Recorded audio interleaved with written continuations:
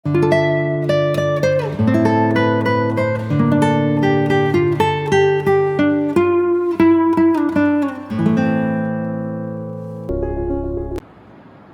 to Sharon Bethel Voice 9B. Sharon Bethel voice ಪ್ರಸಂಗ 9B ಗೆ ಎಲ್ಲರಿಗೂ ಸ್ವಾಗತ ಸುಸ್ವಾಗತ. షారోన్ బేతెల్ వాయిస్ ప్రసంగం 9B సెషన్లోకి మీ అందరికీ కూడా స్వాగతం సుస్వాగతం. Greetings to you all in the precious name of our Lord and Savior Jesus Christ. ನಮ್ಮ ಕರ್ತನು ರಕ್ಷಕನು ಆದ ಯೇಸು ಕ್ರಿಸ್ತನ ಅಮೂಲ್ಯವಾದ ನಾಮದಲ್ಲಿ ಎಲ್ಲರಿಗೂ ಶುಭಾಶಯಗಳು. మన దేవుడు రక్షకుడు యేసుక్రీస్తు నామములో మీ అందరికీ కూడా వందనాలు తెలియజేసుకుంటున్నాం. Today's our topic is lockdown of Moses. ಈ ದಿನದ ನಮ್ಮ ವಿಷಯ ಏನಂತಂದರೆ ಮೋಸೆ ಲಾಕ್ಡೌನ್ ಆಗಿರುವುದು. సో ఈ రోజు మనము మాట్లాడుకుంటున్న ధ్యానం చేసుకోబోతున్న ప్రసంగము దేని గురించి అంటే మోషే గారు నిర్బంధంలో ఉన్న ప్రసంగం గురించి మనం మాట్లాడుకోబోతున్నాం. These days we are so familiar with lockdown.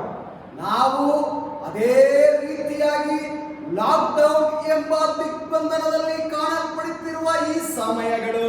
So ఈ రోజుల్లో కూడా మనందరికీ కూడా బాగా వినబడుతూ బాగా అందరికీ తెలిసిన మాట లాక్డౌన్ అందరూ నిర్బంధంలో ఉండడం అనేది. But Moses was not in lockdown for COVID-19, but based on Exodus chapter 2 verse 1.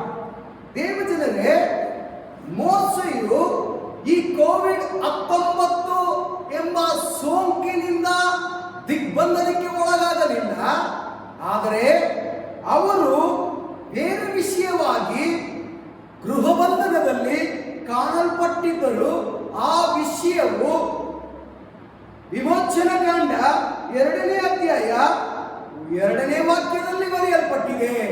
So ఇక్కడ మోషే గారు మనం ఏ విధంగా కోవిడ్-19 అనే వైరస్ ద్వారా మనం ఇంట్లో నిర్బంధమై ఉన్నామో ఆ విధంగా ఇక్కడ మోషే గారు నిర్బంధం అవ్వలేదు. కానీ ఆయన ఏ విధంగా నిర్బంధమై ఉన్నారో మనము బైబిల్లో చదువుతూ ఉందాము. అది ఎక్కడ ఉన్నదంటే నిర్గమాకాండము 2వ అధ్యాయము 1-2 వచనాలు మనం చదువుకుందాం. We read there, the woman conceived and bore a son, and when she saw that he was a fine child, she hid him 3 months. ವಾಕ್ಯವನ್ನು ಗಮನಿಸೋಣ. 2ನೇ ವಾಕ್ಯ, ಆಕೆ ಗರ್ಭಿಣಿಯಾಗಿ ಗಂಡು ಮಗುವನ್ನು ಹೆತ್ತು ಅದು ಛಲವಾದ ಕೂಸೆಂದು ತಿಳಿದು 3 ತಿಂಗಳು ಬಚ್ಚಿಟ್ಟಳು. సో మొదటి నిర్గమాకాండము 2వ అధ్యాయము 1వ వచనము 2వ వచనం మనం చదువుకుందాం. లేవి వంశస్థుడు అక్కడ వెళ్ళి లేవి కుమార్తెను వివాహము చేసుకొనెను. ఆ స్త్రీ గర్భవతి అయి కుమారుని కని వాడు సుందరవాడే ఇంటట చూచి 3 నెలలు వాణ్ణి దాచెను. We all know Moses' father was Amram and mother Jochebed. ದೇವಜನರೇ, ಎಲ್ಲರಿಗೆ ಗೊತ್ತುಂಟು ಮೋಸೆಯ ತಂದೆ ಅಮ್ರಾಮನು, ಅವರ ತಾಯಿ ಯೋಕೆಬೆದ್ಲು ಎಂದು. సో మనందరికీ కూడా తెలుసు మోషే గారి యొక్క తల్లిదండ్రులు ఎవరంటే మోషే గారి తండ్రి అమ్రాము, ఆమె యొక్క తల్లి యోకెబెదు.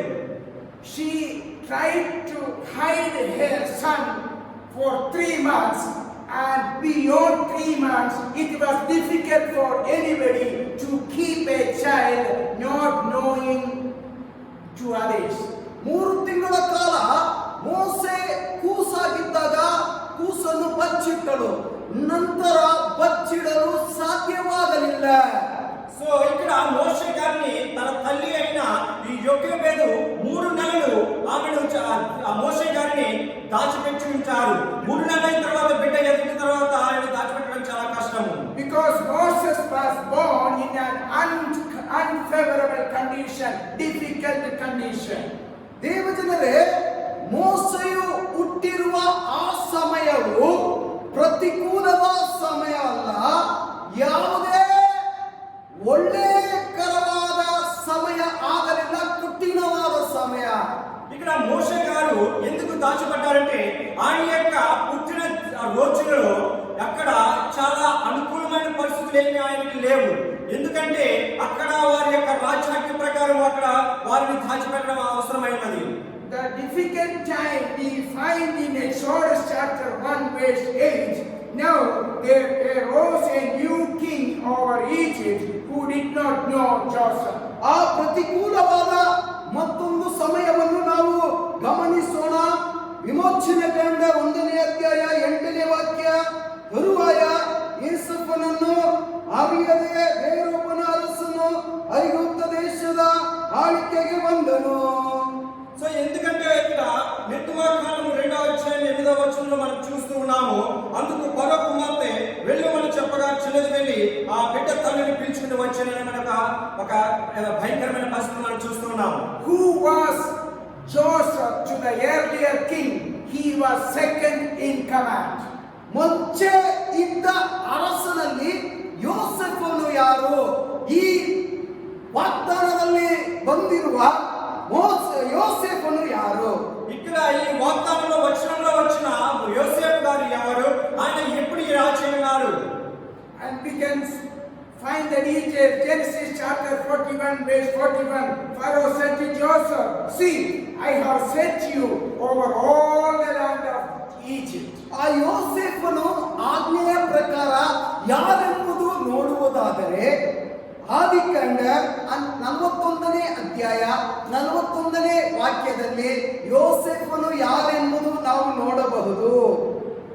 ಫರೋಹನು ಯೋಸೇಫನಿಗೆ, ನೋಡು, ಐಗುಪ್ತ ದೇಶದ ಮೇಲೆಲ್ಲ ನಿನ್ನನ್ನು ಅಧಿಕಾರಿಯನ್ನಾಗಿ ಇಟ್ಟಿದ್ದೇನೆ ಎಂದು ಹೇಳಿದನು. ఇక్కడ యోసేపు ఎవరు, ఆయన రాజుగా ఎప్పుడు అయ్యారు, ఏ విధంగా నియమించబడ్డారనే దాని గురించి మనం చూద్దాం.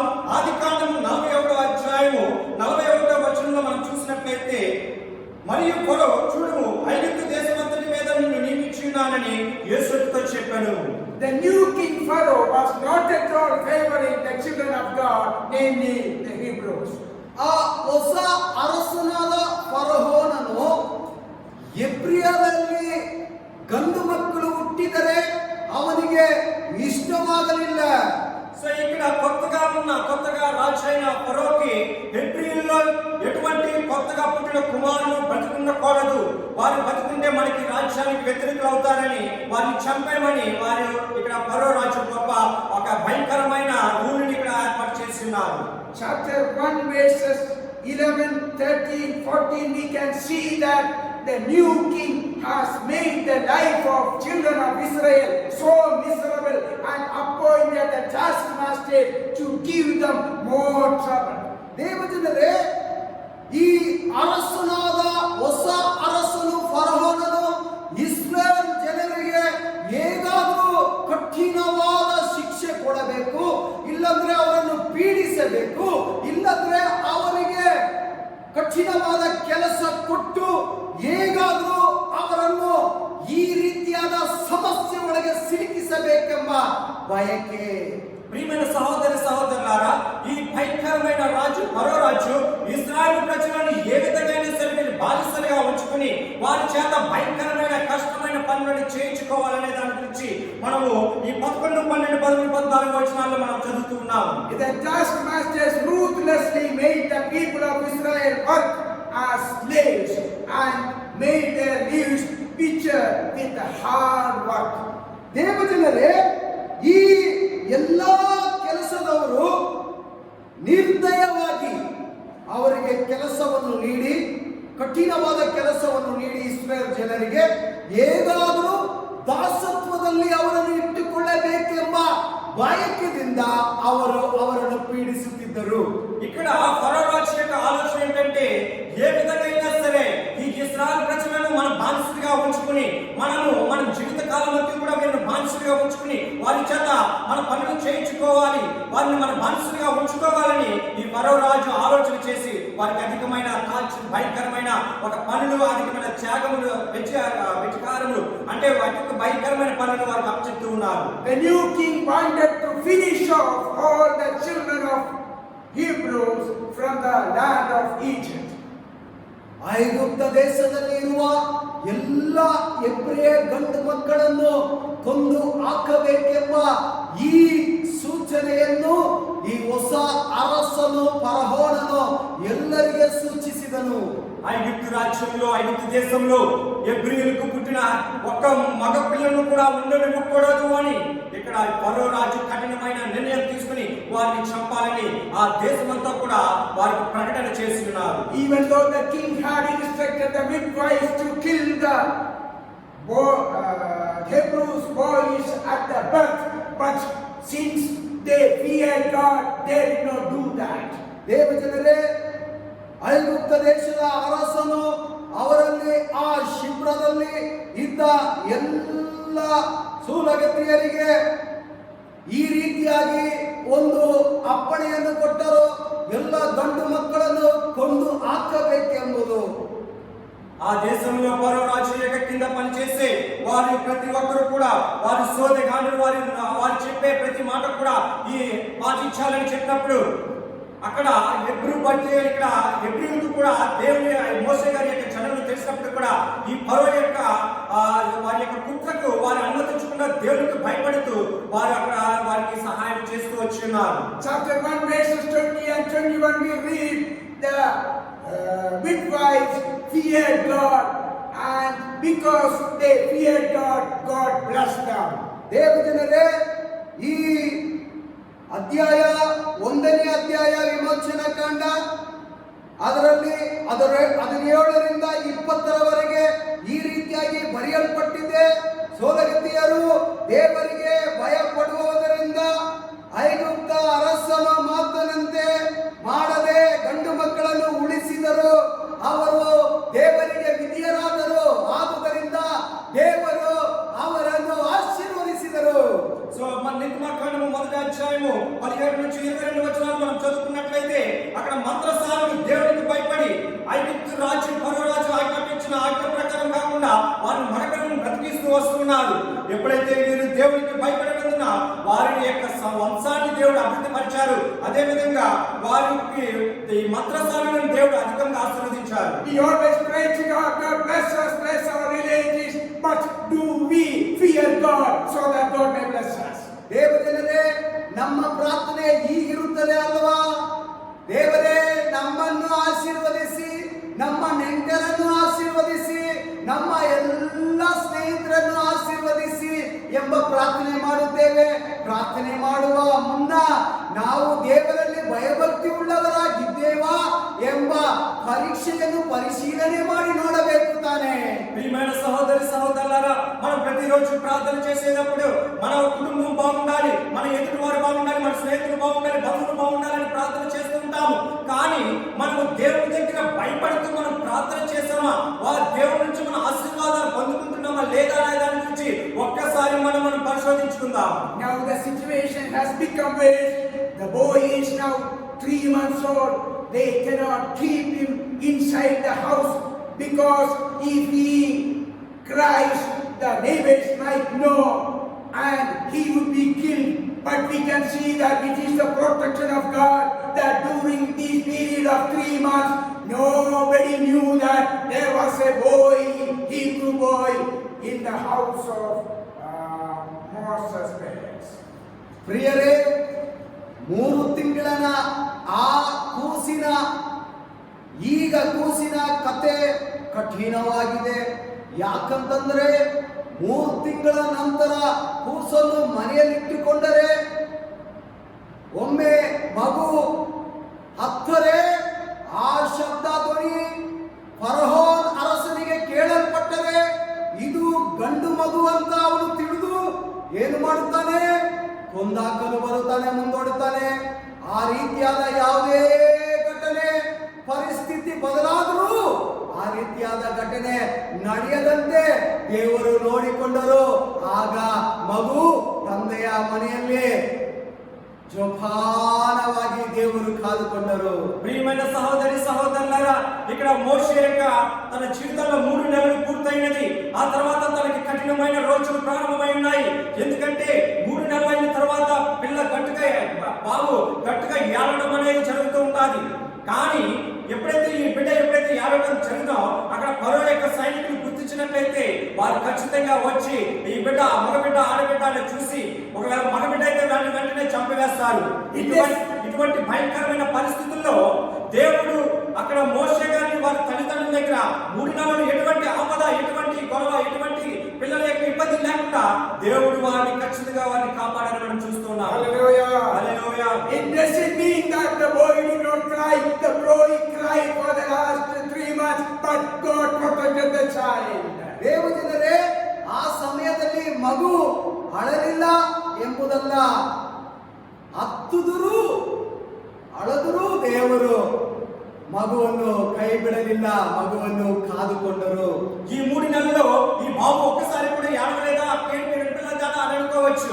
కానీ బిడ్డ ఏడ్చినప్పుడు కూడా అక్కడ దేవుడి యొక్క ప్రసన్నత వారి దగ్గర నుండి దేవుడు వారిని ఖచ్చితంగా కాపాడాలని మన విశ్వాసంతో నమ్ముతూ ఉన్నాం. We have a God who takes care of us in throughout all our difficult hazards and difficult tasks. ದೇವಜನರೇ, ನಮಗೊಂದು ದೇವರಿದ್ದಾರೆ. ಆ ದೇವರು ಯಾರೆಂಬುದು ಹೇಳುವುದಾದರೆ, ಕಠಿಣವಾದ ಪರಿಸ್ಥಿತಿಯಲ್ಲೂ ನಮ್ಮನ್ನು ಕೈ ಬಿಡದೆ ಕಾಪಾಡುವ ದೇವರು. దేవుని ప్రజలారా, అటువంటి గొప్ప దేవుడు మన దేవుడై ఉన్నారు. మన దేవుడి యొక్క గొప్ప మేలు ఏంటంటే, ఎటువంటి భయంకరమైన పరిస్థితుల్లో, ఇబ్బందికరమైన పరిస్థితుల్లో మనం ఉన్నప్పుడు కూడా మనల్ని చేయి విడవకుండా మనతో పాటు నిత్యము మనకు తోడుగా ఉండి మనం రక్షించే దేవుడు మన గొప్ప దేవుడు. Chapter 2 verse 3 we find a plan to take care of the child beyond 3 months. ದೇವಜನರೇ, ಮತ್ತೊಂದು ಯೋಜನೆ ಇಲ್ಲಿ ನಡೆಯುವುದು, ಯೋಜನೆ ಹಾಕಿರುವುದನ್ನು ನಾವು ನೋಡಬಹುದು. 2ನೇ ಅಧ್ಯಾಯ 3ನೇ ವಾಕ್ಯದಲ್ಲಿ 3 ತಿಂಗಳ ನಂತರ ಆ ಮಗುವನ್ನು ಯಾರು ಸಾಕುತ್ತಾರೆ ಎಂಬ ಯೋಜನೆ. నిర్గమాకాండం 2వ అధ్యాయం 3వ వచనంలో 3 నెలలు అయిన తర్వాత ఆ బిడ్డని ఏ విధంగా మరలా రక్షిస్తూ ఉన్నారు, దేవుడు ఏ విధంగా వారికి ఆలోచన కల్పించి ఆ బిడ్డను కాపాడుతున్నాడు అనే దాని గురించి మనం 3వ అధ్యాయంలో మనం చదువుతూ ఉన్నాం. They made a wonderful plan. They took for him a basket made of bulrushes and daubed it with bitumen and pitch. She put the child in it and placed it among the reeds by the river bank.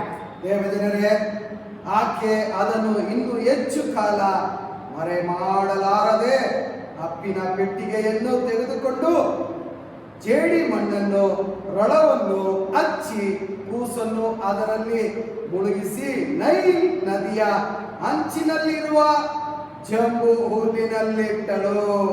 So 3వ వచనంలో తరువాత ఆమె వారిని దాచలేక వారి కొరకు ఒక జమ్ము పెట్టి తీసుకుని దానికి జీడమన్నును కీలును పూసి అందులో ఆ పిల్లవారిని పెట్టి ఏడు ఎట్టున నాచులో దానించగా.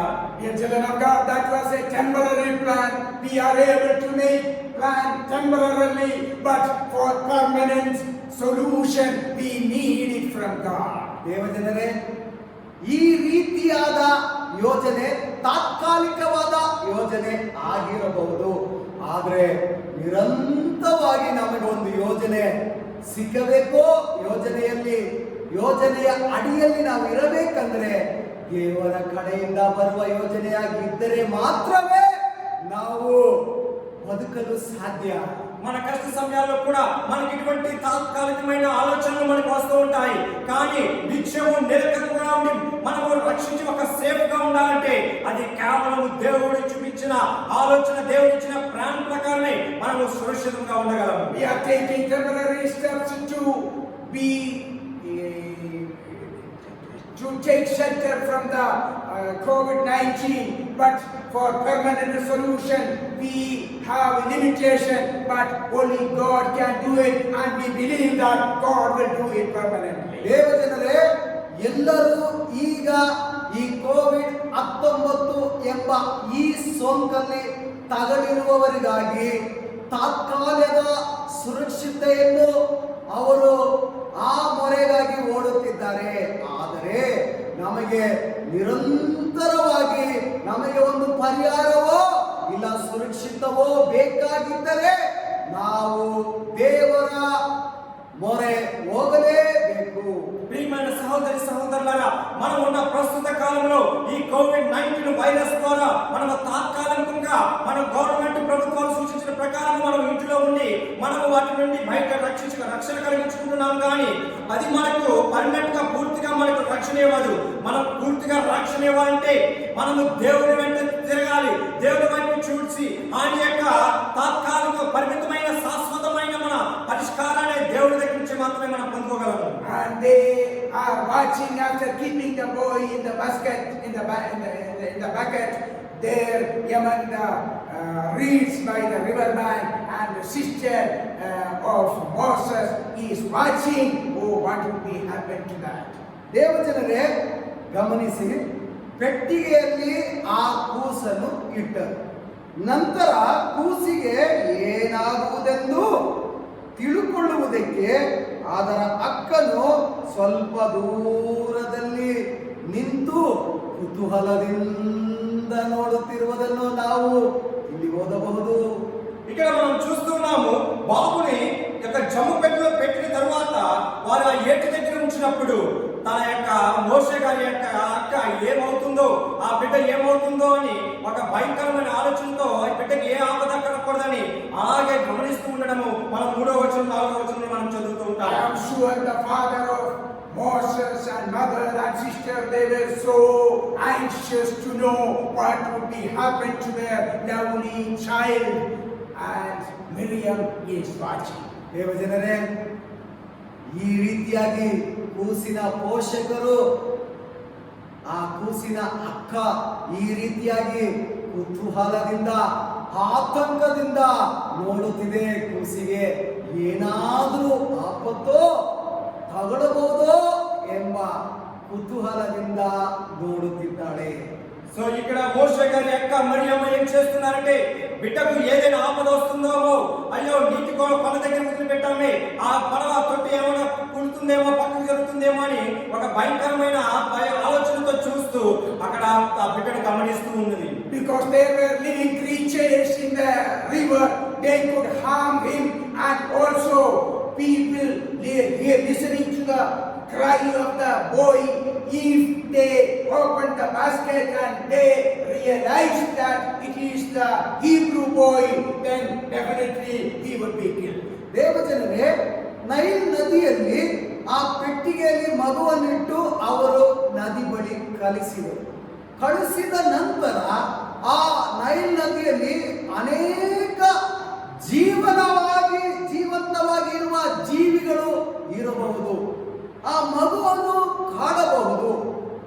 ಇಲ್ಲದೇ ಇದ್ದರೆ ಮಗು ಕಣ್ಣೀರಿಟ್ಟಾಗ ಆ ಶಬ್ದವನ್ನು ಕೇಳಿಸಿಕೊಂಡರೆ, ಓ ಎಬ್ರಿಯರನ ಗಂಡು ಮಗು, ಈ ಮಗುವನ್ನು ಕೊಂದಾಕಬೇಕೆಂಬ ಯೋಚನೆಯಿಂದ ಬಂದು ಆ ಮಗುವನ್ನು ಕೊಂದಾಕಿರಬಹುದು. ప్రియమైన సహోదరి సహోదరులారా, ఇక్కడ ఆ బిడ్డను ఆ ఏటిలో విడిచి వెళ్తున్నప్పుడు ఒకవేళ ఆ చుట్టూ ఏమైనా భయంకరమైన జంతువులు కానీ పక్షులు కానీ కనబడినప్పుడు ఆ బిడ్డ ఏడవచ్చు. ఒకవేళ ఆకలి వేసి ఆ బిడ్డ ఏడ్చినప్పుడు ఆ చుట్టుపక్కల ఎవరైనా సైనికులు గమనించి ఈ బిడ్డ హెబ్రియన్ బిడ్డ అని వచ్చి వారిని ఒకవేళ చంపివేయచ్చేమో అని ఇక్కడ అక్క భయపడుతూ గమనిస్తుండడం మనం చూస్తున్నాం. And another risk was this boy could not survive in the basket for a long period. ದೇವಜನರೇ, ಅದು ಮಾತ್ರವಲ್ಲ, ಹೆಚ್ಚಿನ ಕಾಲವೂ ಸಮಯವೂ ಆ ಪೆಟ್ಟಿಗೆಯಲ್ಲಿ ಆ ಮಗು ಇರಲು ಸಾಧ್ಯವಲ್ಲ. ಯಾಕಂತಂದ್ರೆ ಅದು ಸಣ್ಣ ಕೂಸಾಗಿ ಇರುವುದರಿಂದ. అదే విధముగా ఆ బిడ్డ ఎక్కువ సమయము ఆ చెక్క బిడ్డలో ఉండలేదు. ఎందుకంటే ఆ చెక్క బిడ్డ చాలా చిన్నగా ఉంటుంది. ఆ చెక్క బిడ్డలో బిడ్డను పెట్టి తేల్చడం, నీటిలో తల్లడం అనేది చాలా కష్టమైన పని కనుక ఆ బిడ్డ ఎక్కువ సమయం అందులో ఉండడం కూడా కష్టమే. When we are faced with a difficult situation, we also have many questions and we do not know what is the next. ದೇವಜನರೇ, ನಾವು ಈ ರೀತಿಯಾದ ನಾನಾ ರೀತಿಯಾದ ಸಮಸ್ಯೆಗಳಲ್ಲಿ ಸಿಲುಕಿಕೊಂಡಿರುವಾಗ ಅನೇಕ ಪ್ರಶ್ನೆಗಳು ಉದ್ಭವ ಆಗಬಹುದು. ಆದರೆ ನಾವು ಏನು ಮಾಡಲು ಸಾಧ್ಯ ಆಗದೆ ಇರುವ ಸಮಯಗಳಲ್ಲಿ ನಾವು ಯಾರನ್ನು ಎದುರು ನೋಡುತ್ತೇವೆ? అదే విధముగా మన జీవితాలను కూడా అనేక భయంకరమైన పరిస్థితుల్లో చాలా ప్రశ్నలు వస్తుంటాయి. అది ఈ విధంగా జరిగితే ఏమవుతుందో, అయ్యో ఈ విధంగా జరిగితే నా జీవితంలో ఏమవుతుందో అని మనం భయపడుతూ ఉంటాము. కానీ అటువంటి సమయంలో మనం దేవుణ్ణి ఆశ్రయిస్తే ఏం జరుగుతుంది, అనేక ప్రణాళిక ఏ విధంగా ఉంటే ఏం రక్షిస్తుంది అనేది ఒక్కసారి మనం ఆలోచించుకుందాం. We have many questions at this time of COVID, which has gripped all over the world. What will be the next? Because each time this quarantine time is extended and lockdown is extended. ದೇವಜನರೇ, ಈ ರೀತಿಯಾದ ಕಠಿಣವಾದ ಸನ್ನಿವೇಶನ, ಯಾವ ಸನ್ನಿವೇಶನ ಅಂದರೆ COVID-19 ಎಂಬ ಸೋಂಕು ಒಂದು ಕಡೆ, ಮತ್ತೊಂದು ಕಡೆ ದಿಗ್ಬಂಧನ, ಮತ್ತೊಂದು ಕಡೆ ಲಾಕ್ಡೌನ್, ಮತ್ತೊಂದು ಕಡೆ ಗೃಹ ಬಂಧನದಲ್ಲಿ ಸಿಲುಕಿಕೊಂಡಿದ್ದೇವೆ. ಅದು ಮಾತ್ರವಲ್ಲ, ಈ ಲಾಕ್ಡೌನ್ ಎಂಬುದು ವಿಸ್ತರಣೆಯಾಗುತ್ತಾ ಇದೆ. ಈ ವಿಸ್ತರಣೆಗೆ ಕಡೆ ಯಾವಾಗ ಎಂಬ ಕುತೂಹಲದಿಂದ ಕಾಯುತ್ತಿರುವ ಜನಗಳ ಕಥೆ ಏನು? అదే విధముగా మనము ఈ కోవిడ్-19 అనే వైరస్ ద్వారా మనము గత కొద్ది నెలలుగా మనం ఇంట్లో నిర్బంధమై ఉన్నాము. చాలా భయంకరమైన పరిస్థితుల్లో మనం ఉన్నాము. ఎటు వెళ్ళాలి, ఎటు చేయాలనేది. అదే విధముగా ఈ కోవిడ్-19 నిర్బంధం అనేది కూడా ఎక్స్టెండ్ అవుతూ ఉంది, లాక్డౌన్. దీని తర్వాత మన భవిష్యత్తు ఏముంటుంది, మనం ఏ విధంగా ఉంటామనే చాలా ప్రశ్నలు, భయంకరమైన ఆలోచనలు మనకు వస్తూ ఉంటాయి. అటువంటి సమయంలో మనం ఏం చేయాలి? Chapter 2 verse 5 we find somebody is coming, and that somebody is the one coming from the palace where the order was issued to kill the Hebrew boys. ದೇವಜನರೇ, ಆ ರೀತಿಯಾದ ಸಮಯಗಳಲ್ಲಿ ವಿಮೋಚನೆ ಕಾಂಡ 2ನೇ ಅಧ್ಯಾಯ 5ನೇ ವಾಕ್ಯದಲ್ಲಿ ಬರೆಯಲ್ಪಟ್ಟ ಹಾಗೆ ಅರಮನೆಯಲ್ಲಿ ಹೇಗೆ ಈ ರೀತಿಯಾದ ಮಾತು ಹೊರಬಂತೋ, ಗಂಡು ಮಕ್ಕಳನ್ನು ಕೊಂದಾಗಬೇಕಂತ ಆ ಅರಮನೆಯಿಂದ ಒಂದು ಅರಮನೆಯ ಕುಮಾರತೆ ಆ ನದಿಯ ಬಳಿಗೆ ಬರುತ್ತಿದ್ದಾಳೆ.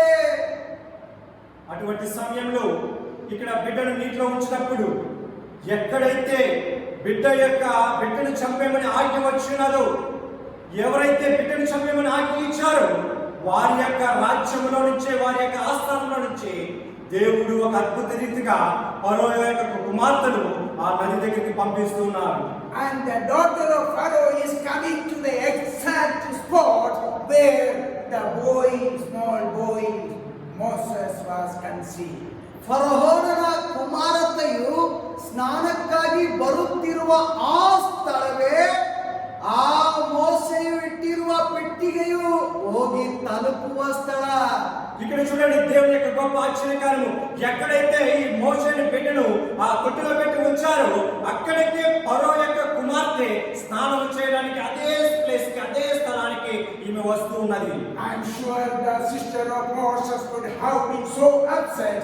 Children of God, we may also face situation such a way that we might get upset without seeing a permanent solution to our problem. ದೇವಜನರೇ, ಆ ರೀತಿಯಾದ ಪರಿಸ್ಥಿತಿಯಲ್ಲಿ ಹೇಗೆ ಮೋಸೆಯ ಸಹೋದರಿ ಆತಂಕದಿಂದ ನೋಡುತ್ತಿರಬಹುದು, ಅದೇ ರೀತಿಯಾದ ಆತಂಕ ನಮ್ಮ ಬಳಿಯೂ ಕಾಡಬಹುದು. ಕೆಲವು ಪರಿಸ್ಥಿತಿಗಳಲ್ಲಿ ಏನು ಮಾಡಬೇಕೆಂಬ ಆತಂಕ. సో అటువంటి భయంకరమైన పరిస్థితిలో ఇక్కడ మోషే గారి యొక్క ఎప్పుడైతే ఈ కుమార్తె ఫరో యొక్క కుమార్తె స్నానానికి వస్తున్నదో భయపడుతూ ఉండవచ్చు. అయ్యో, ఇక్కడ ఆ బిడ్డను చూస్తే ఆమె తన సైనికులకు చంపించేస్తుందేమని భయపడి ఉండవచ్చు. అదే విధంగా మన జీవితాలను కూడా భయంకరమైన పరిస్థితుల్లో మనం అనుకున్నది ఒకవేళ జరగకుండా వేరే విధంగా వెళ్తున్నప్పుడు మనం కూడా ఆ విధంగా భయపడుతున్నాం. అయ్యో, ఇది అనుకున్నాం, ఇది జరగలేదే, ఇప్పుడు దీని పరిస్థితి ఏమిటి అని మనం భయపడుతుంటాం. భయపడవలసిన అవసరం ఉండదు. దేవుడి కొత్త ఆలోచన మనకు కల్పిస్తూ ఉండి మన ముందు నడిపిస్తారు. It did not take much time for Pharaoh's daughter to come, because we read there in verse starting, now the daughter of Pharaoh came down to bath, because not delaying the time. Immediately after the boy was placed, she came. ಗಮನಿಸಿ, ಈ ಮಗುವನ್ನು ಇಟ್ಟಿರುವ, ಕೂಸನ್ನು ಇಟ್ಟಿರುವ ಪೆಟ್ಟಿಗೆಯು ತಲುಪುವ ಸಮಯ, ಸ್ನಾನಕ್ಕಾಗಿ ಫರೋಹನ ಕುಮಾರತೆ ಬರುವ ಸಮಯ ಬರೆಯಲ್ಪಟ್ಟಿದೆ 5ನೇ ವಾಕ್ಯದಲ್ಲಿ. ನೋಡಿ, ಆತಂಕದಲ್ಲಿ ಸಹೋದರಿ ನೋಡುತ್ತಿರುವ ಆ ಗಡಬಡದ ಸಮಯವು ಬರೆಯಲ್ಪಟ್ಟಿರುವ ಹಾಗೆ ಅಷ್ಟರಲ್ಲೇ ಅಂತ ಹೇಳುವಾಗ ಆ ರೀತಿಯಾದ ಕಠಿಣವೋ ಇಲ್ಲ ಆಪತ್ತಿನ ಸಮಯದಲ್ಲಿ ಆಪತ್ ಬಾಂಧವವಾಗಿ ಬಂದಿರುವ ಫರೋಹನ కుమారతే. ప్రియమైన సహోదర సహోదరులారా, ఇక్కడ జాగ్రత్తగా గమనించండి. ఎప్పుడైతే ఆ బిడ్డను ఆ నీటి తొట్టి ఆ ఏటిలో మన దగ్గర ఉంచినప్పుడు అదే సమయానికి ఫరో యొక్క కుమార్తె స్థానానికి వచ్చినది. ఎటువంటి సమయము ఆమె తీసుకోకుండా వెంటనే ఎప్పుడైతే బిడ్డ పక్కకి వడ్డీ ఉంచడమో వెంటనే ఈమె స్థానానికి రావడం అనేది మనం 5వ వచనంలో చూస్తూ ఉన్నాం. ఫరో కుమార్తె స్నానం చేయటకు ఏటి దగ్గరికి వచ్చాను. ఎటువంటి డిలే లేకుండా ఆమె స్థానానికి రావడం, అక్కడ ఆపత్కాలమైన భయంకరమైన ఏమవుతుందో అని అక్క ఆలోచిస్తున్న సమయంలో దేవుడు అక్కడ ఫరో యొక్క కుమార్తెను స్థానానికి పంపించడము ఇక్కడ మనం చూస్తున్నాం. And something happened in favor of the boy. They were thinking that since the daughter came from the Pharaoh's palace, something would have happened against the son of against the baby boy Moses. But if the matter, the situation is entirely changed, this daughter of Pharaoh, he had compassion over the boy Moses. ದೇವಜನರೇ, ಪೆಟ್ಟಿಗೆ ತಲುಪುತ್ತಿರುವ ಸ್ಥಳವು ಈ ಫರೋಹನ ಅರಮನೆಯಿಂದ ಆಜ್ಞೆ ಹೊರಡಿರುವ ಮಾತು ನೀವು ಎರಡು ಹೋಲಿಸಿ ನೋಡಿದರೆ ಆ ಮಗು ಕೂಸು ಉಳಿಯುವುದೇ ಇಲ್ಲ. ಆದರೆ ಅಲ್ಲಿ ನಡೆದಿದ್ದ ಘಟನೆ ಆ ಪರಿಸ್ಥಿತಿ ಪೂರ್ತಿ ಬದಲಾಯಿತು. ಆ ಕುಮಾರತೆ ಆ ಕೂಸನ್ನು ಕೈಯಲ್ಲಿ ತೆಗೆದುಕೊಂಡಳು. ప్రియమైన సహోదర సహోదరులారా, ఇక్కడ గమనించవలసిన 2 విషయాలు ఏంటంటే, ఆ పిల్లవాడు ఎప్పుడైతే ఈ కుమార్తె చూడము అటువంటి సమయంలో హెబ్రీయుల కుమారులు ఎవరు కూడా బ్రతకూడదని ఒక ఆజ్ఞ రావడము ఇవన్నీ చూస్తున్నప్పుడు అక్కడ దేవుడు అద్భుత రీతిగా గొప్ప కార్యం చేసి ఉన్నారు. అది 6వ వచనంలో మనం చూస్తున్నాము. ఎప్పుడైతే ఆ పెట్టెను తెరిచి ఆ పిల్లవాడు ఏడ్చుకుంటూ చూసినప్పుడు ఆమె ఆ పిల్లవాడి ఎందు ఆమెకు కనికరము కలిగి జాలపడింది. అటువంటి భయంకరమైన పరిస్థితుల్లో దేవుడు ఆమె యొక్క హృదయాన్ని మార్చి బిడ్డ మీద కనికరించేలాగా అక్కడ దేవుడు గొప్ప కార్యం చేస్తున్నారు. Dear children of God, we might think that everything is lost, everything is against our favor, but look at the plan of God. God selected a member of the prince family, king's family itself, to save the Hebrew boy whom the father had ordered to kill. ದೇವಜನರೇ, ನಾವು ಈ ರೀತಿಯಾಗಿ ಅನಿಸಿಕೊಂಡಿರಬಹುದು, ಇಲ್ಲ ನಮ್ಮ ಯೋಚನೆ ಈ ರೀತಿಯಾಗಿರಬಹುದು. ಎಲ್ಲರೂ ನಮ್ಮನ್ನು ಕೈ ಬಿಟ್ಟರು, ನಮಗೆ ಅನುಕೂಲವಾಗಿ ಯಾವುದು ನಡೆಯುತ್ತಿಲ್ಲ. ದೇವಜನರೇ, ಪ್ರಿಯರೇ, ಈ ವಾಕ್ಯವನ್ನು ಗಮನಿಸಿ ನೋಡಿ. ಆ ನೈಲ್ ನದಿಯಲ್ಲಿ ಹೋಗುತ್ತಿರುವ ಆ ಮೋಸೆ, ಆ ಪೆಟ್ಟಿಗೆಯಲ್ಲಿರುವ ಕೂಸನ್ನು ಯಾರು ಕಾಪಾಡುತ್ತಾರೆ? ದೇವರು ಸರಿಯಾದ ಸಮಯಕ್ಕೆ ಫರೋಹನ ಅರಮನೆಯಿಂದ ಹೇಗೆ ವಿರೋಧವಾದ ಆಜ್ಞೆ ಹೊರಡಿಸಿದರೋ ಅದೇ ಫರೋಹನ ಅರಮನೆಯಿಂದ ಅವನ ಕುಮಾರತೆಯು ಈ ಮಗುವಿಗೆ, ಈ ಕೂಸಿನ ಬಿಡುಗಡೆಗಾಗಿ ದೇವರು ಉಪಯೋಗಿಸಿದರು. ప్రియమైన సహోదరి సహోదరుల, మనపైన భయంకరమైన కష్ట సమయాల్లో మనం కూడా ఆ విధంగా ఆలోచిస్తుంటాం, ఎవరు మనం రక్షిస్తారు, ఎవరు మనల్ని ఆదుకుంటారు, ఎవరు మనల్ని కాపాడుతారని. ఇక్కడ మనం చూసినట్లయితే ఏ దేశం, ఏ రాజ్యం నుంచి అయితే బిడ్డను చంపమని ఆజ్ఞ వచ్చినాదో అదే రాజ్యం నుంచి తన యొక్క కుమార్తెను దేవుడు పంపించి ఇక్కడ మోషే ఆయన చిన్న బిడ్డను అక్కడ మోషేను రక్షించడం అనేది మనం చూస్తున్నాము. దేవుడు అదే విధంగా మన జీవితాలను కూడా గొప్ప కార్యములు చేస్తారు. Here we can see God's surprised plan of His plan of protection and how wonderfully He delivered His children from the hands of enemies. ದೇವರ ಸುರಕ್ಷಿತವಾದ ಯೋಜನೆಯನ್ನು ಕಂಡು ಎಲ್ಲರಿಗೆ ಆಶ್ಚರ್ಯ ಉಂಟಾಯಿತು. ದೇವರ ಮಕ್ಕಳನ್ನು ಹೇಗೆ ಬಿಡಿಸಿ ಕಾಪಾಡಬೇಕೆಂಬುದು ದೇವರಿಗೆ ಗೊತ್ತುಂಟು. ఇక్కడ దేవుడి యొక్క ఆలోచన, దేవుడి యొక్క ప్లాన్ ను మనం చూడగలుగుతున్నాం. ఆయన యొక్క బిడ్డలను దేవుడు ఏ విధంగా రక్షిస్తాడు, ఆపదకాల సమయంలో ఏ విధంగా ఆయన రక్షిస్తాడు అనేది మనం ఇక్కడ మోషే ద్వారా మనం చూస్తూ ఉన్నాం. And Moses' sister was so smart. Chapter 2, verse 7, she says, then his sister said to Pharaoh's daughter, shall I go and call you a nurse from the Hebrew woman to nurse the child for you? ದೇವಜನರೇ, ಮೋಸೆಯ ಅಕ್ಕ ಸಹೋದರಿ ಬುದ್ಧಿವಂತಳು.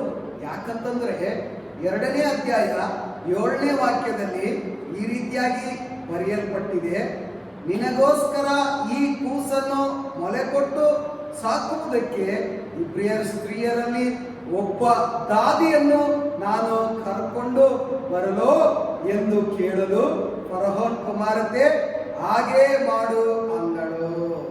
ఇక్కడ మోషే గారి యొక్క అక్క ఎంత తెలివిగా ఆలోచించి ఉన్నారో చూద్దాం.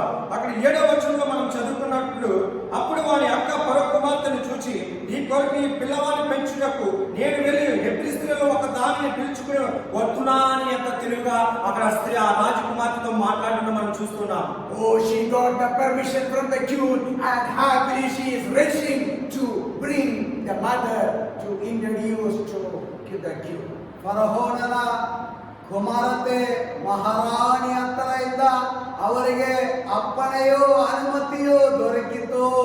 ಅವರು ಬೇಗನೆ ಹೋಗಿ ಹಾಲು ಕೊಡಲಿಕ್ಕೆ ಒಂದು ತಾಯಿಯನ್ನು ಅವರು ಸಿದ್ಧಪಡಿಸುತ್ತಿದ್ದಾರೆ.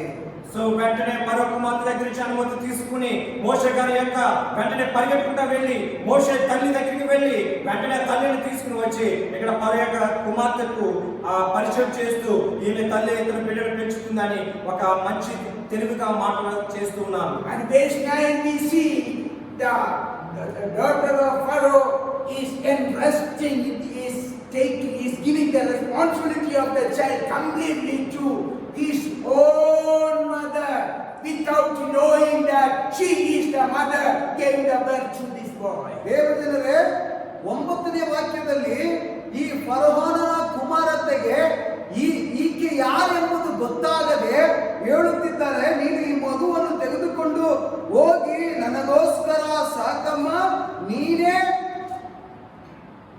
ಇವರಿಗೆ ತಾಯಾಗಿರು ಎಂಬ ಮಾತನ್ನು ಹೇಳುತ್ತಿದ್ದಾರೆ. ಇವರಿಗೆ ಗೊತ್ತಾಗಲಿಲ್ಲ ಜನ್ಮ ನೀಡಿರುವ ತಾಯಿ ಈಕೆಯೇ ಎಂಬುದು. ఇక్కడ దేవుని యొక్క అద్భుత కార్యము మనం చూస్తూ ఉన్నాము. ఇక్కడ ఈ ఫరో యొక్క కుమార్తెకి తన ఈ బిడ్డ యొక్క సొంత తల్లి ఎవరో ఇక్కడ తనకి తెలియనప్పటికీ కూడా దేవుడు ఆమె ద్వారా మాట్లాడి 9వ వచనంలో ఆమె ఏం చెప్తుందంటే, ఫరో కుమార్తె ఆమెను చూచి, ఈ బిడ్డను తీసుకుని పోయి నా కొరకు వారికి పాలిచ్చి పెంచుము, నేను నీకు జీతమిచ్చిందని చెప్పగా ఆ స్త్రీ ఆ బిడ్డకు తీసుకుని పోయి పాలించని ఒక గొప్ప కార్యము. అక్కడ తల్లి అయిన సొంత తల్లి అయిన మోషే గారి తల్లికే ఈ బిడ్డను మోషేను అప్పగించడం చూస్తున్నాం. It is the grace of God, it is the mercy of God that God has given the privilege to Moses' mother itself to take care of the child, not free but by son. ದೇವಜನರೇ, ಮೋಸೆಯ ತಾಯಿಯೇ ಅವರಿಗೆ ಹಾಲು ನೀಡಬೇಕೆಂಬುದು, ಅದು ಮಾತ್ರವಲ್ಲ ಅವರನ್ನು ನೋಡಿಕೊಳ್ಳಬೇಕ ಎಂಬ ದಯೆಯೋ ಕೃಪೆಯೋ ದೇವರು ನೀಡಿರುವುದನ್ನು ನಾವು ಕೇಳಬಹುದು, ನೋಡಬಹುದು, ಕಾಣಬಹುದು. ఇది ఖచ్చితంగా దేవుని యొక్క కృప, దేవుని యొక్క ఆలోచన, దేవుని యొక్క ప్రేమ. ఎందుకంటే అక్కడ తన సొంత తల్లి దగ్గరికి మోషేని చేర్చి ఆమె పాలు ఇవ్వడంతో పాటు కాకుండా ఆమెకి జీతాన్ని కూడా ఇచ్చే గొప్ప మేలు ఇక్కడ దేవుడు చేయడం అనేది మనం చూస్తున్నాం. In chapter 2 verse 10 we find the child grew older and the mother handed over Moses to the king. ದೇವಜನರೇ, 2ನೇ ಅಧ್ಯಾಯ 10ನೇ ವಾಕ್ಯದಲ್ಲಿ ಅವನನ್ನು ಫರೋಹನ ಕುಮಾರತೆಯ ಬಳಿಗೆ ತೆಗೆದುಕೊಂಡು ಬಂದಳು, ಅವನು ಆಕೆಗೆ ಮಗನಾದನು. సో 2వ అధ్యాయం 2వ అధ్యాయం 10వ వచనంలో ఆ బిడ్డ పెద్దవాడై ఉండడము, ఆ తల్లి ఆ ఫరో కుమార్తె దగ్గరికి వచ్చి ఆ బిడ్డను అప్పగించడం అనేది మనం చూస్తూ ఉన్నాం. And Acts 7:22 when we read, we find that Moses was instructed in all the wisdom of the Egyptians and he was mighty in his ways and deeds. ಅಪೊಸ್ತಲರ ಕೃತ್ಯಗಳು 7ನೇ ಅಧ್ಯಾಯ 22ನೇ ವಾಕ್ಯವನ್ನು ಓದುತ್ತೇವೆ, ಗಮನಿಸಿ. ಮೋಶೆಯು ಐಗುಪ್ತ ದೇಶದವರ ಸರ್ವ ವಿದ್ಯೆಗಳಲ್ಲಿಯೂ ಉಪದೇಶ ಹೊಂದಿ ಮಾತುಗಳಲ್ಲಿಯೂ ಕಾರ್ಯಗಳಲ್ಲಿಯೂ ಸಮರ್ಥನಾದನು. సో ఈ అపోస్తల కార్యము 7వ అధ్యాయము 22, 23 వచనాలు మనం ఈ విధంగా మోషే నుంచి చదువుతున్నాము. అతనికి 40 ఏళ్ళు వచ్చినప్పుడు ఇశ్రాయేలీయులు తన సహోదరులను చూడవలని బుద్ధి పెట్టాడు. అప్పుడు వారిలో ఒకడు అన్యాయమైన రుచులు చూచి అతడు వారిని రక్షించి బాధపడిన వారి పక్షంన ఇశ్రాయేలు చెట్టు ప్రతీకారం చేశాడు. The plan of God in the life of Moses in relation to God was only for a period of 40 years, whereas the plan of Pharaoh was he would be the king, he would be the would-be king. ದೇವಜನರೇ, ಮೋಶೆಯ ಜೀವಿತದಲ್ಲಿ ದೇವರ ಯೋಜನೆ 40 ವರ್ಷಗಳ ಕಾಲವೇ. ಆದರೆ ಫರೋಹನ ಜೀವಿತದಲ್ಲಿ ಅವನು ಅರಸನಾಗಿರುವ ಕಾಲ ಮಾತ್ರವೇ. సో ప్రియమైన సహోదరి సహోదరులారా, ఇక్కడ మోషే గారు అక్కడ ఐగుప్తు దేశంలో 40 సంవత్సరాలు మాత్రమే అక్కడ వారికి రాజుగా ఉన్నారని ఆలోచన చేస్తున్నారు. కానీ ఇక్కడ ఫరో యొక్క ఆలోచన ఏమిటంటే ఇతడు నా తర్వాత రాజుగా ఉండాలి అనే ఒక ఆలోచనతో కలిగి ఉన్నాడు. And chapter 2 verses 11, 12 and 13 we can see some incidents happen which did not permit Moses to continue staying in the palace. ದೇವಜನರೇ, 2ನೇ ಅಧ್ಯಾಯ ವಿಮೋಚನೆ ಕಂಡ 11, 12, 13 ವಾಕ್ಯಗಳಲ್ಲಿ ನೋಡುವಾಗ ಮೋಶೆಯ ಜೀವಿತದಲ್ಲಿ ವಿಪರೀತವಾದ ಘಟನೆ ನಡೆಯುತ್ತಿದೆ. ಆ ಘಟನೆ ಫರೋಹನ ಅರಮನೆಯಲ್ಲಿ ಹೆಚ್ಚಿನ ಕಾಲ ವಾಸವಾಗಿರಲು ಮೋಸೆಗೆ ಸಾಧ್ಯವಾಗಲಿಲ್ಲ. ప్రియమైన సహోదరి సహోదరులారా, దేవుడు ఇచ్చిన కాలంలో ఫరో యొక్క రాజ్యంలో 40 సంవత్సరాలు. ఆ 40 సంవత్సరాలు అయిన తర్వాత మోషే యొక్క జీవితం ఏ విధంగా మారుతున్నది మనం నిర్గమకాండము 2వ అధ్యాయము 11, 12, 13 వచనాలు మనం చూసినట్లయితే ఫరో యొక్క రాజ్యంలో నుండి మోషే గారు ఏ విధంగా బయటకు వచ్చినారో మనం చూస్తూ ఉన్నాము. Moses came to know the truth and he wanted to kill Moses. ಫರೋಹನಿಗೆ ಸತ್ಯ ಗೊತ್ತಾಯಿತು. ಸತ್ಯ ಗೊತ್ತಾಗಿದ ನಂತರ ಮೋಶೆಯನ್ನು ಹೇಗಾದರೂ ಕೊಂದು ಹಾಕಬೇಕೆಂಬ ಯೋಜನೆಯನ್ನು ಅವನು ಹಾಕಿದನು. ఇక్కడ మోషే చేసిన ఆ హత్య గురించి ఫరో రాజుకు తెలుసుకున్నది. ఎప్పుడైతే ఫరో రాజు తెలుసుకున్నాడో మోషేని చంపవాలని అక్కడ ఎదురు చూస్తూ ఉన్నారు. And Moses was also God-fearing man like his father and mother. ದೇವಜನರೇ, ಮೋಶೆಯೂ ಸಹ ದೇವರಲ್ಲಿ ಭಯಭಕ್ತಿ ಉಳ್ಳವನು. ಹೇಗೆ ಅವರ ಪೋಷಕರು ದೇವರಲ್ಲಿ ಭಯಭಕ್ತಿಯಾಗಿದ್ದರೋ ಹಾಗೆಯೇ. సో ఏ విధంగా మోషే యొక్క తల్లిదండ్రులు దేవునికి భయపడుతూ జీవించారో అదే విధంగా ఇక్కడ మోషే కూడా దేవునికి భయపడుతూ జీవించి ఉన్నారు. Verse 24 we read, by faith Moses when he, Hebrews 11:24, by faith Moses when he was grown up refused to be called the son of Pharaoh's daughter. ದೇವಜನರೇ, ಹೆಬ್ರಿಯರಿಗೆ ಬರೆದ ಪತ್ರಿಕೆ 11ನೇ ಅಧ್ಯಾಯ 24ನೇ ವಾಕ್ಯದಲ್ಲಿ ಮೋಶೆಯು ದೊಡ್ಡವನಾದ ಮೇಲೆ ಫರೋಹನ ಕುಮಾರತೆ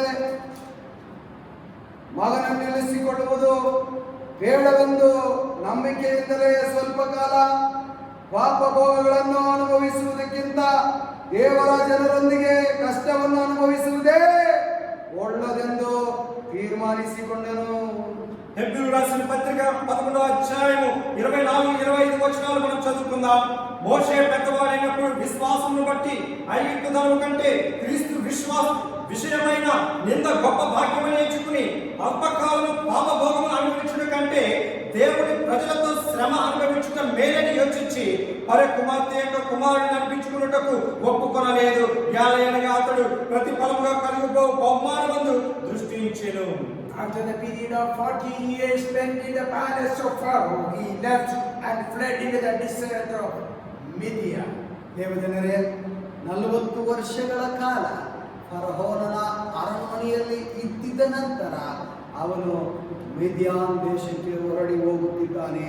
సో ఇక్కడ మనం నిర్గమకాండం 2వ అధ్యాయంలో మనం చదువుకున్న విధంగా మోషే 40 సంవత్సరాలు ఆ ఫరో రాజ్యంలో ఉన్నప్పుడు అక్కడ నుండి బయటకు వచ్చి ఇక మిద్యాను ప్రాంతంలోకి వెళ్ళడం మనం చదువుతూ ఉన్నాము.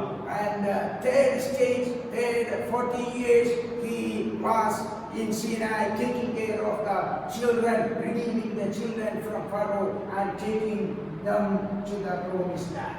ಮೂರನೇ ಹಂತಕ್ಕೆ ಮೋಶೆ ತಲುಪುವಾಗ ಫರೋಹನ ಅರಮನೆಯಲ್ಲಿ ಹೇಗೆ ದಾಸತ್ವದಲ್ಲಿ ಇಸ್ರೇಲ್ ಜನರು ಇದ್ದರೋ ಅವರನ್ನು ಬಿಡಿಸಿ ಕಾನಾನ್ ದೇಶಕ್ಕೆ ಕರ್ಕೊಂಡು ಹೋಗುವ ಯೋಜನೆ.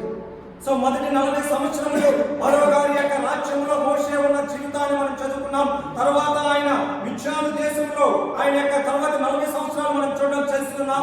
ఆ తర్వాత చివరిగా మూడవ 40 సంవత్సరాలు ఆయన ఇశ్రాయేలు ప్రజలను ఐగుప్తు దేశం నుండి విడిపించి కానాను దేశంలోనికి దేవుడు చూపించిన రాజ్యంలోనికి ఇక్కడ తీసుకువెళ్ళడానికి ఆయన ఇశ్రాయేలు ప్రజలను సిద్ధపరచడం అనేది మనం తెలిసి ఉన్నాం. There are so many lessons we need to learn from Moses.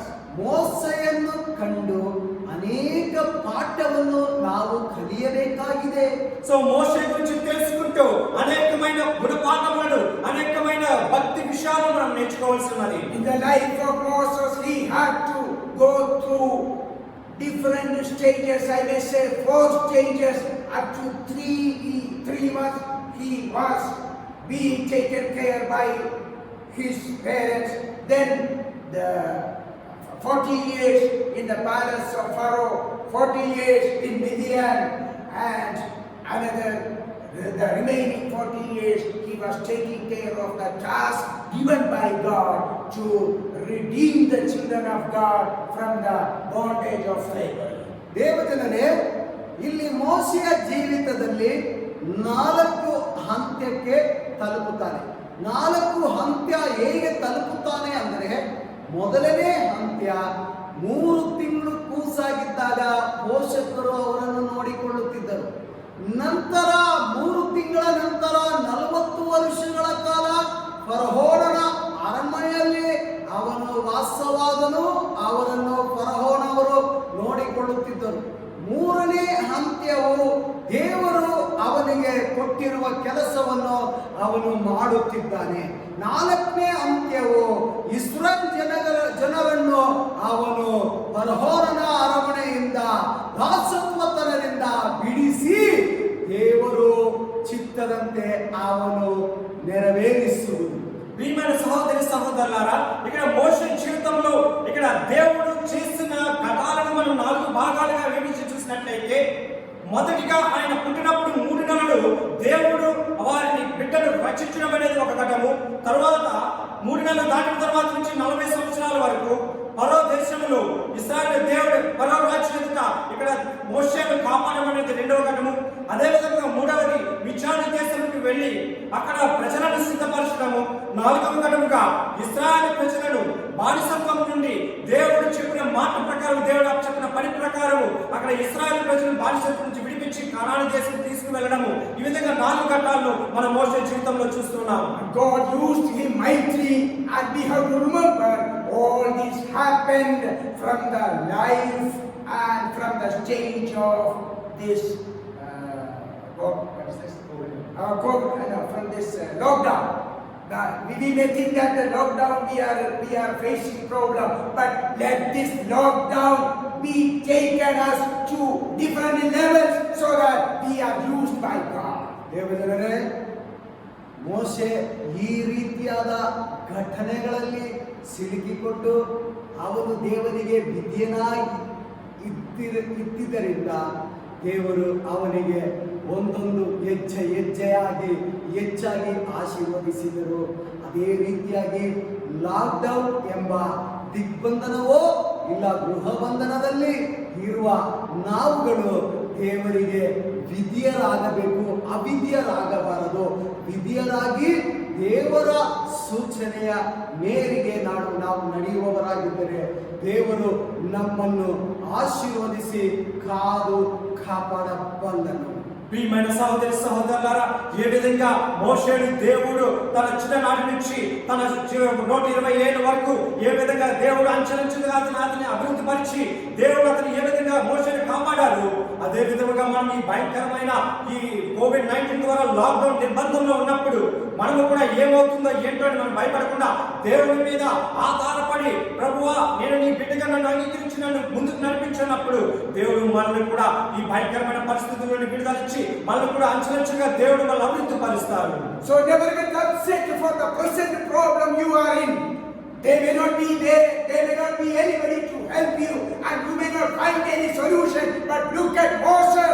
He was raised from level to level, stage to stage, and he became the mighty man of God. ಪ್ರಸ್ತುತ ಪರಿಸ್ಥಿತಿಯನ್ನು ಕಂಡು ದೇವಜನರೇ, ಆತಂಕಕ್ಕೆ ಒಳಗಾಗಬೇಡಿ, ಕಳವಳಗೊಳ್ಳಬೇಡಿ. ನನಗೆ ಸಹಾಯ ಮಾಡಲು, ನನ್ನನ್ನು ಕೈ ಹಿಡಿದು ಮೇಲಕ್ಕೆತ್ತಲು ಯಾರು ಇಲ್ಲ ಎಂಬ ಆತಂಕಕ್ಕೆ ಒಳಗಾಗಬೇಡಿ. ದಯವಿಟ್ಟು ಮೋಸೆಯ ಜೀವಿತವನ್ನು ನೋಡಿ. ಒಂದೊಂದು ಹೆಜ್ಜೆ ಅಂತ್ಯಕ್ಕೂ ಅವನು ಪಡುತ್ತಿರುವ ಆ ಕಷ್ಟಗಳನ್ನು ಕಂಡು ನಾವು ಕಲಿಯಬೇಕು. ಅದೇ ರೀತಿಯಾಗಿ ಮೋಸೆ ಹೇಗೆ ಹೆಚ್ಚೆಚ್ಚಾಗಿ ದೇವರು ಆಶೀರ್ವದಿಸಿದರೋ ಆ ರೀತಿಯಾದ ಆಶೀರ್ವಾದವನ್ನು ಪಡೆದುಕೊಳ್ಳಲು ನಾವು ದೇವರ ಸಮ್ಮುಖದಲ್ಲಿ ಕಾಯಲೇಬೇಕು. ప్రియమైన సహోదరి సహోదరులారా, ఈ కోవిడ్-19 యొక్క భయంకర పరిస్థితుల్లో ఎవరు కూడా భయపడవద్దు. దయచేసి ఎవరు కూడా నిరుత్సాహపడవద్దు. ఏ విధంగా మనం ముందుకు వెళ్ళాలి, ప్రపంచం ఏమవుతుంది ఏంటి అనే దాని గురించి ఎవరు భయపడవద్దు. ఏ విధంగా దేవుడు మోషేను అంచెలంచెలుగా ఆయన అభివృద్ధిపరిచారు, ఒక స్టెప్ తర్వాత ఇంకొక స్టెప్, ఆ విధంగా ఆయన 40 సంవత్సరాలు 120 సంవత్సరాలు ఆయన ఏ విధంగా ఆశీర్వదించి ఒక గొప్ప దేవుడి యొక్క అభిషేక్తుడిగా, దేవుడి యొక్క గొప్ప సేవకుడిగా ఏ విధంగా మోషేను ఆశీర్వదించారు. దేవుడు నిన్ను నన్ను కూడా అదే విధంగా ఆశీర్వదించి ఈ భయంకరమైన పరిస్థితి నుంచి దేవుడు మనల్ని విడుదలిస్తారు. We may not be knowing the plans that we have to do in our life. We have to take care for our children. The plan we have better and great plan with God, according to Jeremiah chapter 29 verse 11. ದೇವಜನರೇ, ನಮ್ಮ ಜೀವಿತದಲ್ಲಿ ಯಾವ ಯೋಜನೆ ಮೇರೆಗೆ ನಾವು ನಡೆಯಬೇಕೆಂಬುದು, ನಂತರ ನಮ್ಮ ಮಕ್ಕಳ ಭವಿಷ್ಯ ಯಾವ ಯೋಜನೆ ಮೇರೆಗೆ ಇರಬೇಕೆಂಬುದು ನಮಗೆ ಗೊತ್ತಾಗುವುದಿಲ್ಲ. ಆದರೆ ನಮಗೆ ಗೊತ್ತಾಗಬೇಕಂತಂದರೆ ಯೆರೆಮೀಯ 29:11 ವಾಕ್ಯದ ಮೇರೆಗೆ ನಾವು ಆ వాక్యವನ್ನು ಓದಿ ಅದರ ಪ್ರಕಾರ ನಾವು ನಡೆಯೋಣ. సో ఈ భయంకరమైన స్థితిలో మన జీవితాలు ఏమవుతాయో, అయ్యో మన పిల్లల యొక్క భవిష్యత్తు ఏమవుతుందో అని మనం ఏమేమి ఆలోచనలు చేసినప్పటికీ కూడా మన ఆలోచన కంటే దేవుని యొక్క గొప్ప ఆలోచన, బెటర్ ప్లాన్ ఆయన మన కొరకే సిద్ధపరిచి ఉన్నారు. ఆ దేవుని యొక్క ఆలోచనలు ఏ విధంగా ఉన్నాయనే దాని గురించి ఇర్మియా గ్రంథము 29వ అధ్యాయము 11వ వచనంలో మనం చదువుకుందాం. For I know the plans I have for you, declares the Lord, plans for welfare and not for evil, to give you a future and a hope. ಆ ಆಲೋಚನೆಗಳು, ಯೋಚನೆಗಳು ಏನೆಂಬುದು ನಾವು ನೋಡುವುದಾದರೆ 11ನೇ ವಾಕ್ಯ, ಇವರಿಗೆ ಗತಿಯಾಗಲಿ, ನಿರೀಕ್ಷೆ ಇರಲಿ ಎಂದು ನಾನು ನಿಮ್ಮ ವಿಷಯದಲ್ಲಿ ಮಾಡಿಕೊಳ್ಳುತ್ತಿರುವ ಆಲೋಚನೆಗಳನ್ನು ನಾನೇ ಬಲ್ಲನು. ಅವು ಅಹಿತದ ಯೋಚನೆಗಳಲ್ಲ, ಹಿತದ ಯೋಚನೆಗಳೇ. ఇర్మియా గ్రంథం 29వ అధ్యాయం 11వ వచనంలో దేవుని యొక్క ఆలోచన ఏ విధంగా ఉన్నాయో మనం చదువుకుందాం.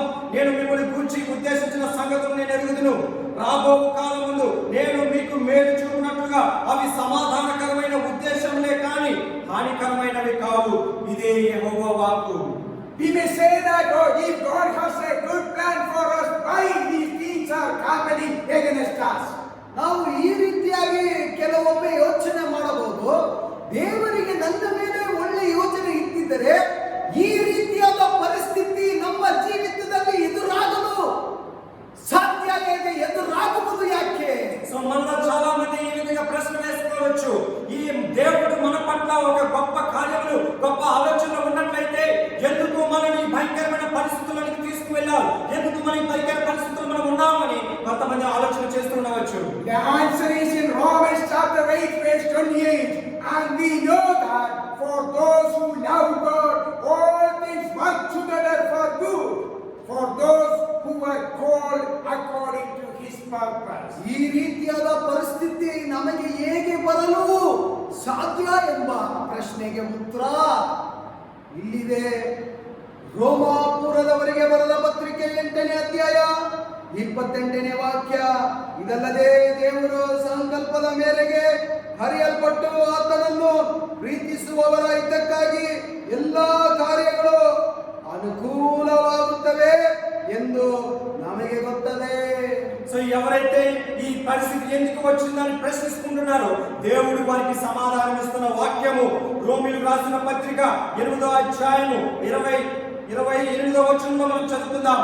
దేవుని ప్రేమించు వారికి అనగా ఆయన సంకల్పం చొప్పున పిలువబడిన వారికి మేలు కలుగుటకై సమస్తమును సమకూడి జరుగుచున్నవని ఎరుగుదుము. According to this faith, we can believe that this COVID-19 would change to be good for us because this is the word of God. ದೇವಜನರೇ, ಈ ವಾಕ್ಯದ ಪ್ರಕಾರವಾಗಿ ಇಲ್ಲ, ಈ ವಾಕ್ಯದ ನೇರಗೆ ನಾವು ಈ ದಿಗ್ಬಂಧನವೋ ಗೃಹ ಬಂಧನವೋ ಲಾಕ್ಡೌನಿನಿಂದ ದೇವರು ನಮಗೆ ಪೂರ್ಣ ಬಿಡುಗಡೆಯನ್ನು ಅತಿ ಶೀಘ್ರದಲ್ಲೇ ಕೊಡುತ್ತಾರೆ, ಲಭ್ಯವಾಗಬಹುದು ಎಂಬ ಭರವಸೆಯಿಂದ ನಾವು ಇರೋಣ. చదువుకున్న దేవుని వాక్యము ప్రకారము ఆయన చెప్పిన వాగ్దానం ప్రకారము మనమందరము కూడా ఇప్పుడు ఈ కోవిడ్-19 అనే వైరస్ ద్వారా మనమందరం నిబంధనలో ఉన్నప్పుడు దీని వెనకాల దేవుడు మనకి గొప్ప మేలు చేయబోతున్నాడని పూర్తిగా విశ్వాసంతో నమ్ముదాం. Sometimes we do not know how to think about the situations we are going through. Like Moses' parents did not know what would happen to them after the boy was placed in the river. But we have the answer in Isaiah chapter 55 verses 8 and 9. ದೇವಜನರೇ, Nile ನದಿಯಲ್ಲಿ ಕೂಸನ್ನು ಬಿಟ್ಟಿದ ಮೇಲೆ, ಕಳುಹಿಸಿದ ಮೇಲೆ ಅವರ ಪೋಷಕರಿಗೆ ಕೆಲವೊಮ್ಮೆ ಅರ್ಥ ಆಗದೇ ಇರಬಹುದು. ಈ ಕೂಸಿನ ಭವಿಷ್ಯವೋ, ಈ ಕೂಸಿನ ಪರಿಸ್ಥಿತಿ ಹೇಗೆ ಆಗುತ್ತೆ ಎಂಬ ಕುತೂಹಲ ಇರಬಹುದು. ಅದೇ ರೀತಿಯಾದ ಕುತೂಹಲ ನಮಗೂ ಇರಬಹುದು. ಈ ಲಾಕ್ಡೌನ್ ಎಷ್ಟರವರೆಗೆ ವಿಸ್ತರಿಸುತ್ತಾರೆ, ಏನು ಆಗುತ್ತದೆ ಎಂಬ ಕುತೂಹಲ ನಮಗೂ ಇರಬಹುದು. ಆ ರೀತಿಯಾದ ಕುತೂಹಲದ ಸಮಯಗಳಲ್ಲಿ ಒಂದು ವಾಕ್ಯ ಉಂಟು. ಆ ವಾಕ್ಯವು ಯೆಶಾಯ 55ನೇ ಅಧ್ಯಾಯ 8ನೇ ವಾಕ್ಯ. ಯೆಹೋವನು ಹೀಗನ್ನುತ್ತಾನೆ, ನನ್ನ ಆಲೋಚನೆಗಳು ನಿಮ್ಮ ఆలోచనಗಳಲ್ಲ. సో ఎప్పుడైతే మోషే గారిని చిన్న వయసులోనే, చిన్న 3 నెలల బిడ్డగా ఉన్నప్పుడు తన తల్లిదండ్రులు ఆ నదిలో విడిచిపెట్టినప్పుడు తన తల్లిదండ్రులు ఏ విధంగా భయపడ్డారు, అయ్యో ఈ బిడ్డ యొక్క భవిష్యత్తు ఏమవుతుంది, ఇతడు ఏ విధంగా ముందుకు వెళ్తాడు, తన యొక్క జీవితం ఏమవుతుందని ఏ విధంగా భయపడ్డారో, అదే విధంగా మనం ఈ భయంకరమైన కోవిడ్-19 యొక్క ఈ భయంకరమైన పరిస్థితుల్లో మనం ముందుకు ఏ విధంగా వెళ్తాము, మన బిడ్డల యొక్క భవిష్యత్తు ఏమిటి అని ఎవరైతే చింతిస్తూ బాధపడుతున్నారో వారికి దేవుడు ఒక గొప్ప వాగ్దానం కలిగిన, ఒక భరోసా ఇచ్చిన ఒక వాగ్దానం మనకి ముందు రాయబడి ఉన్నది. అది ఏమిటంటే యెషయా గ్రంథం 55వ అధ్యాయము 8-9 వచనాలు మనం చదువుకుందాం. Never think about, nobody is there to think about me. No, you have somebody, the great God, the marvelous God, the caring God. We read there, for my thoughts are not your thoughts, neither are your ways my ways, declares the Lord. For as the heavens are higher than the earth, so are my ways higher than your ways, and my thoughts than your thoughts. ದೇವಜನರೇ, ಮತ್ತೊಂದಾವರ್ತಿ ಹೇಳುತ್ತೇನೆ, ನಿಮಗೆ ಸಹಾಯ ಮಾಡಲು, ನಿಮ್ಮ ಕುರಿತು ಯೋಚಿಸಲು ಯಾರು ಇಲ್ಲ ಅಂತ ನೀವು ಆಲೋಚಿಸಬೇಡಿ. ಯಾಕಂತಂದರೆ ಮತ್ತೊಂದಾವರ್ತಿ ಈ ವಾಕ್ಯವನ್ನು ಓದುತ್ತೇನೆ, ದೃಢವಾಗಿ ಹೃದಯದಲ್ಲಿ ನೀವು ಈ ವಾಕ್ಯವನ್ನು ನೀವು ಇಟ್ಟುಕೊಂಡು ಆ ವಾಕ್ಯದ ಮೇರೆಗೆ ನೀವು ನಡೆಯಬೇಕು.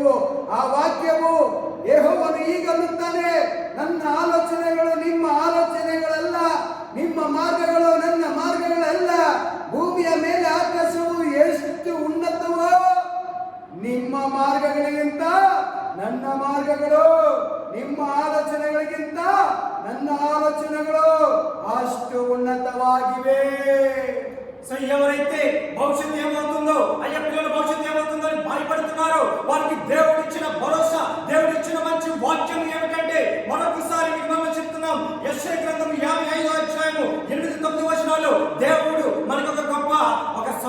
కలిగిన ఒక వెనక నుంచి ఒక ముందుకు నడిపించే ఒక గొప్ప మాటను దేవుడు మనకి ఇచ్చినాడు. నా తలంపులు మీ తలంపులు వంటివి కావు, మీ త్రోవలు నా త్రోవల వంటివి కావు. ఇదే యెహోవా వాక్కు.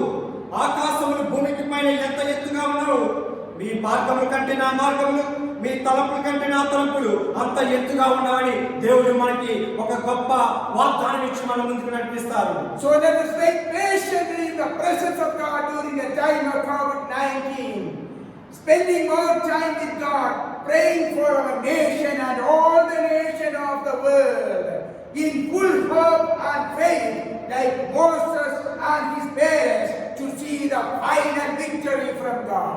ದೇವಜನರೇ, ಈ ಕೋವಿಡ್-19 ಎಂಬ ಸೋಂಕಿನ ಸಮಯಗಳಲ್ಲಿ ದೇವರ ಪ್ರಿಯರೇ, ಹೆಚ್ಚಿನ ಸಮಯ ನೀವು ದೇವರ ಬಳಿಯಲ್ಲಿ, ದೇವರ ಸಮ್ಮುಖದಲ್ಲಿ ದೇವರ ಸಾನ್ನಿಧ್ಯವನ್ನು ಅನುಭವಿಸಿ ಸಮಯಗಳನ್ನು ಕಲಿಯಬೇಕು. ದೇವರ ವಾಕ್ಯವನ್ನು ಓದಿ ಸಮಯಗಳನ್ನು ಕಲಿಯಬೇಕು. ಆಗಿರುವಾಗ ಸರ್ವಶಕ್ತನಾಗಿರುವ ದೇವರು ಮೋಸೆ ಅವರು ಹೇಗೆ ಕಡೆವರೆಗೂ ದೇವರ ಆಶೀರ್ವಾದವನ್ನು ಕಾದು ತಾಳ್ಮೆಯಿಂದ ಕಾದು ಪಡೆದುಕೊಂಡರೋ, ಅದೇ ರೀತಿಯಾದ ತಾಳ್ಮೆಯಿಂದ ನಾವು ಕಾದು ದೇವರೊಂದಿಗೆ ಮೊರೆ ಇಡುವಾಗ ದೇವರು ಧಾರಾಳವಾಗಿ ನಿಮ್ಮನ್ನು ನಮ್ಮನ್ನು ಆಶೀರ್ವದಿಸಲು ಬಲ್ಲನು. ఏ విధంగా మోషే యొక్క తల్లిదండ్రులు భయపడి మోషే జీవితం ఏమవుతుందని ఆలోచించినప్పుడు దేవుడు మోషేని ఆశీర్వదించి ఒక విషయం కలిగిన దైవ సేవకుడిగా అక్కడ మోషేని నిలబెట్టడం తల్లిదండ్రులు చూసి ఉన్నారు. అదే విధముగా ఈ భయంకరమైన కోవిడ్-19 యొక్క పరిస్థితుల్లో మనము కూడా దేవుడికి దగ్గరగా ఉండి దేవుడికి ప్రార్థన చేసుకుంటూ ఆయన యొక్క చిత్త ప్రకారం మనం జీవించినట్లయితే మనము కూడా మన జీవితాల్లో కూడా ఒక గొప్ప విజయాన్ని, ఒక విక్టరీని మనం చూడగలము. God may bless us with these verses. ದೇವಜನರೇ, ಈ ವಾಕ್ಯದ ಪ್ರಕಾರವಾಗಿ ದೇವರು ನಿಮ್ಮನ್ನು ಧಾರಾಳವಾಗಿ ಆಶೀರ್ವದಿಸಲಿ. ఈ వాక్యము ప్రకారము దేవుడు నిన్ను మనందరినీ దీవించి ఆశీర్వదించును గాక. Jesus is coming back soon. ಅತಿ ಶೀಘ್ರದಲ್ಲಿ ಯೇಸು ಕ್ರಿಸ್ತನು ಬರಲಿಕ್ಕಿದ್ದಾನೆ. అతి తొందరగా యేసుక్రీస్తు ప్రభువు రాబోచున్నారు. Amen, amen, amen.